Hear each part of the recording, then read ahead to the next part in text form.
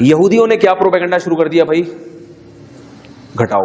اب اس کے لیے انہوں نے جو حربے استعمال کیے وہ میں جلدی جلدی بتاتا ہوں, آپ نے اس کے الٹ چلنا ہے بالکل. پہلا حربہ انہوں نے استعمال کیا, نکاح کے رواج کو ختم کیا جائے, گرل فرینڈ سسٹم مارکیٹ میں لایا جائے. گرل فرینڈ جب ہوتی ہے تو کوئی سالہ ہوتا ہے, کوئی سسر ہوتا ہے, کوئی ساس, کوئی خاندانی نہیں ہوتا. اس کو جب چاہو چھوڑ دو. بیوی کو طلاق دینا آسان کام, بولو نا بھائی, 100 دفعہ کانپتا ہے آدمی, سالوں کا خیال آتا ہے, سسر صاحب کا خیال آتا ہے, یار وہ بندہ نہیں چھوڑے گا مجھے. ارینج میرج ہوئی ہے, باقاعدہ بھگا کے نہیں لے کر آئے, وہ شادی پہ اتنا خرچہ ہوا تھا, وہ ضائع ہو جائے گا, دوبارہ رشتہ ملنے میں مشکلات ہوتی ہیں, لوگ پوچھتے ہیں طلاق کیوں دی. گرل فرینڈ 100 رکھیں, 100 دفعہ چھوڑیں, کوئی بدنامی نہیں ہے معاشرے میں آپ کی. اور عورت کی تو بیچاری کی ایسی کی تیسی ہو جاتی ہے. مرد اس سے اپنی جنسی خواہش پوری کرتا ہے مگر اس کو اس کی قیمت نہیں دیتا, اور بیوی جب گھر میں لاتا ہے تو مرد کے لیے اپنی خواہش پوری جب اس سے کرتا ہے تو اس کی اب بھاری بھرکم معاوضہ دینا پڑتا ہے, اس کو گھر دینا پڑتا ہے, گیس بجلی کا بل دینا پڑتا ہے مرد کو, اس کے بدن سے بچہ پیدا ہوگا تو اس کے سارے خرچے مرد کو اٹھانا پڑتے ہیں, اس کے رشتہ دار جب آئیں گے تو ان کا اکرام کرنا پڑتا ہے, سالوں کو چائے پلانی پڑتی ہے, سالیوں کے ساتھ اچھی طرح سے بات چیت کرنی پڑتی ہے, اور بہت سارے مسائل ہیں.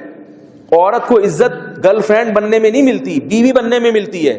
تو انہوں نے کیا کیا, نکاح کے رواج کو ختم کیا, گرل فرینڈ کے کلچر کو فروغ دیا, اور نام اس کو حقوق نسوانیت کا دیا کہ عورت پہ پردے کی پابندی نہیں ہے, عورت جب چاہے مرد سے بے محابہ بات کر سکتی ہے, اور خواتین کو ویکینسیز دی جائیں, جاب دلائی جائے. یہ جو مولویوں نے عورتوں کو گھروں میں بند کیا ہوا ہے, یہ ظلم ہے, زیادتی ہے.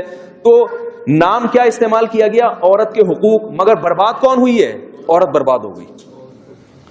گھر کو قید خانہ کہہ دیا, حالانکہ گھر قید نہیں ہے. قرآن نے گھر کو قلعہ کہا ہے جس میں حفاظت ہوتی ہے. قلعے کے اندر لوگ قید نہیں ہوتے, فوج محفوظ ہوتی ہے. تو گھر عورت کے لیے کیا ہے, حفاظت کا ایک حصار ہے جہاں وہ محفوظ ہے. تو گھر کو کیا کہہ دیا, قید خانہ. تو یہ ایک الگ موضوع ہے کہ خواتین کے حقوق پہ, نام پہ جو ہے نا خواتین کی جو حقوق کی پامالی کی ہے. تبھی یورپ اور امریکہ میں اسلام قبول کرنے والوں میں عورتوں کی تعداد زیادہ ہے, کیونکہ وہ جب کتابوں میں پڑھتی ہیں تو اسلام دہشت گردی کا مذہب نظر آتا ہے, لیکن جب حقیقت میں دیکھتی ہیں تو کہتی ہیں مسلمان اپنی بیویوں سے بڑی وفا کرتے ہیں, یہ عزت کے ساتھ اس کو لے کر آئیں گے. ایک جرمن سے خاتون آئی کچھ وقت پہلے ہمارے گھر میں, وہ آتھسٹ تھی. وہ ایک صاحب ان کو لے آئے میرے گھر میں دوپٹہ پہنا کے, وہ ان کا لباس تو بڑا عجیب سا تھا. میں نے کہا بھائی کوئی دوپٹہ پہنا کے لے کر آؤ, ایسا نہ ہو کوئی یوٹیوب پہ کلپ بنا کے ڈال دے. بولے مولوی صاحب بیٹھے ہوئے اس کے ساتھ, لوگوں کا تو کوئی بھروسہ ہی نہیں. میں نے وہ عجیب سی دوپٹہ پہنے ہوئے انگریز عورت لگ رہی تھی, لیکن خیر ہم نے کہا کچھ ہمارے بھی پرمپرا ہے, ہماری بھی کچھ رسم و روایات ہیں, ہمارے گھر آ رہی ہے تو ان 2-4 باتوں کا خیال کرنا پڑے گا. تو دوپٹہ پہنا کے اس کو لے آئے ہمارے گھر میں. اس نے انٹرویو لینا شروع کیا مجھ سے, بچوں کی تعداد دیکھی, ہول سیل کے حساب سے اس کو کافی سارے بچے نظر آئے. بیویاں دیکھیں, اللہ تعالیٰ نظر بد سے بچائے. پھر وہ بہت 4 گھنٹے اس نے مجھ سے انٹرویو لیا ہے. انگلش میں تھی, وہ ترجمہ کر رہے تھے, جو ہمارے شاگرد تھے جو اس کو لانے والے تھے. 4 گھنٹے اس نے مجھ سے سوالات پوچھے. اس نے کہا آپ کی بیویاں کہاں جاب کرتی ہیں؟ میں نے کہا نہیں کرتی. پھر کیا ہوتا ہے؟ میں نے کہا ہم کما کے کھلاتے ہیں, خود کھلاتے تینوں. گھر کا کیا کرتے ہیں؟ میں نے کہا ہم کرایہ دیتے ہیں. گیس بجلی میں نے کہا میں دیتا ہوں. بچوں کی فیسیں میں نے کہا میں دیتا ہوں. تو میرا دل چاہ رہا تھا مجھ سے پوچھے وہ کیا کرتی ہیں, تو میں جواب میں کہوں وہ پیڑے کھاتی ہیں بیٹھ کے. وہ کیا کرتی ہیں؟ خدا کی قسم ہماری عورتیں اگر یورپ کا نظام دیکھ لیں اپنے شوہروں کو سجدہ کرنا شروع کر دیں, لیکن یہ بیچاری ناقدری کرتی ہے, ان کو پتہ ہی نہیں ہے دنیا میں ہو کیا رہا ہے. نیک میاں اگر جو ہے نا, نیک آدمی, عورت کو چاہیے اس کی قدر کرے کہ وہ صرف آپ کا ہے. یہ کتنی بڑی بات ہے. وہ ادھر ادھر نہیں جاتا, طوائفوں کے پاس نہیں جاتا, وہ ٹائم پہ گھر آ جاتا ہے, تو بہت بڑی نعمت ہے یہ. تو وہاں کی خواتین, اچھا پھر وہ خاتون اگلے دن دوبارہ آ گئی. پھر اتنا لمبا انٹرویو, ان کو بڑا مزہ آ رہا تھا نا, وہ بڑا عجیب سا انہوں نے, کیونکہ وہاں تو تصور نہیں ہے اس کا, تو بڑا حیران ہو رہی تھی کہ کیسا نظام ہے, کیا ہے. اور یہ تو وہ خود نہیں جانا چاہ رہی تھی. پھر وہ ہمارے شاگرد کو دیر ہو رہی تھی, وہ اس کو لے کر گیا کہ ان کی صبح فلائٹ بھی ہے, انہوں نے واپس جانا ہے. تو ان کا جو سیٹ اپ ہے نا وہ بالکل اس کے کیا ہے, اپوزٹ ہے. تو یہودیوں نے پہلا کام کیا, سب سے پہلا کام یہودیوں نے یہ کیا کہ نکاح کے رواج کو بولو بھائی ختم کیا جائے. گرل فرینڈ سسٹر، لڑکیاں ہوں، دوستیاں ہوں آپ کی، اور ان کو پتا تھا کہ یہ کام میڈیا کے ذریعے ہو سکتا ہے، لہذا میڈیا پہ فحاشی اور یعنی کو پھیلایا گیا، اور ڈرامے ایسے دکھائے جاتے ہیں کہ بیوی کسی اور کی ہے، چکر کسی اور کے ساتھ چل رہا ہے، یعنی جو شادیاں ہو بھی رہی ہیں وہ بھی ناکام ہو جائے. اگرچہ وہ نیگیٹو میں، لوگ کہتے ہیں کہ نیگیٹو میں دکھاتے ہیں، مگر دکھا تو دیا نا آپ نے. تو نیگیٹو بات کو بھی جب زیادہ دکھایا جائے گا تو لوگ کہتے ہیں اگر یہ نیگیٹو ہو سکتے ہیں، تھوڑا بہت ہم نے بھی اگر منفی چل گئے تو کیا ہو گیا، ٹھیک ہے نا. تو وہ سارا ہمارا سسٹم آہستہ آہستہ خراب ہوتا چلا جا رہا ہے. دوسرا کام کیا کیا انہوں نے کہ جو نکاح ہو رہے ہیں، یعنی بعض لوگ ہوتے ہیں وہ کہتے ہیں نہیں ہم نے نکاح کرنا ہی کرنا ہے، تو ان کو یہ سمجھایا جائے کہ کم عمری کی شادی صحت کے لیے نقصان دہ ہے، بچہ میچور نہیں ہوتا، لڑکی ناسمجھ ہوتی ہے، وہ سسرال کے بکھیڑوں میں پڑ کے برباد ہو جائے گی، تو شادی دیر سے ہونی چاہیے. کم عمری میں نکاح بچکانہ حرکت ہے. پہلے لڑکا اور لڑکی کو میچور تو ہونے دو، ایک دوسرے کو سمجھنے کا ان کو موقع دو، پارکوں میں ڈیٹیں تو مارنے دو، ایک دوسرے کو سمجھنا تو شروع کر دیں.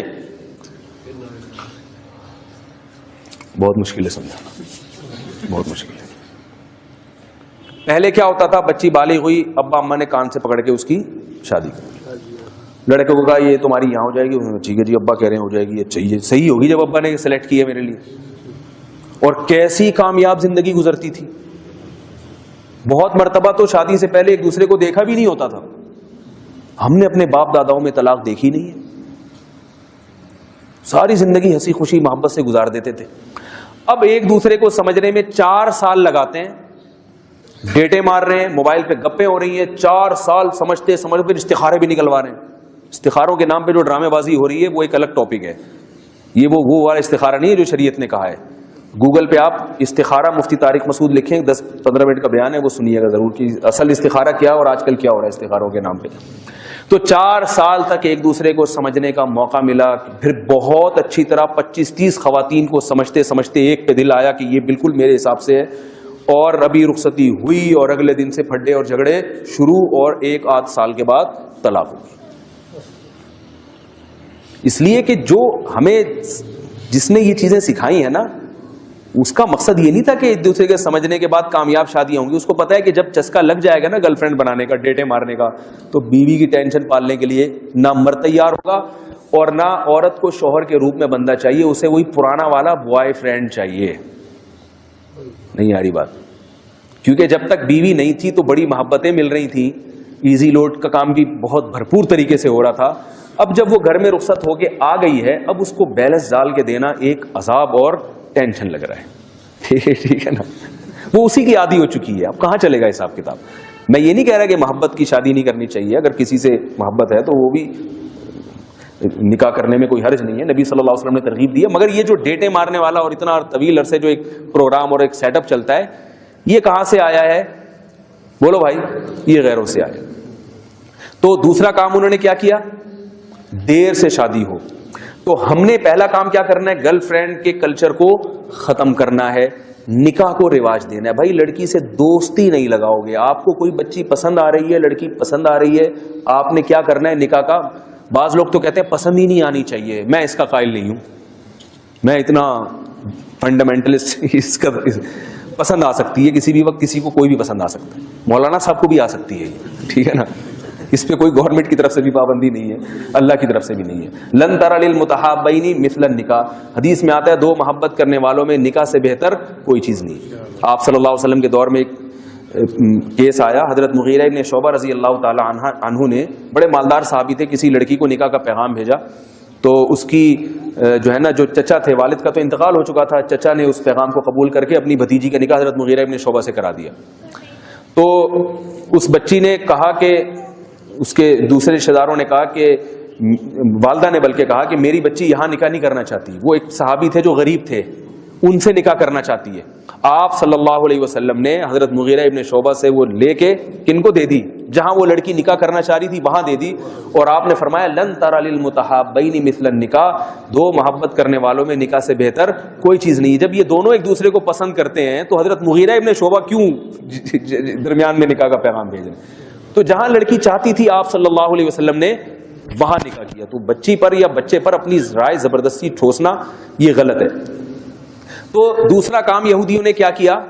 دیر سے پہلا تو نکاح ہی نہیں کرنا، آپ نے اس کا الٹ چلنا ہے. کیا کرنا ہے آپ نے؟ نکاح کے کلچر کو فروغ دینا ہے. دوسرا کام انہوں نے کیا کرنا ہے مگر دیر سے کرنا ہے. ہم نے کیا کرنا ہے؟ جلدی کرنا ہے. کتنی جلدی کرنا ہے؟ یہ بڑا مشکل موضوع ہے.